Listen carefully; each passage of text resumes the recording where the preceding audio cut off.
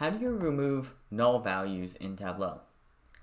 The easiest way is to right-click the null value and click Exclude. If I open this filter, you can see that I have excluded only null values. Click OK. I'm going to show you one other way. So if I click Value, drag it to Filters, All Values, I can still do a range. So maybe I only want 500 to 1,000. And I can choose to include null values or not. Click Apply, and my null values are removed. I can even use sum of value, dragging that onto filters, use sum. I still get that option to be able to include or exclude null values.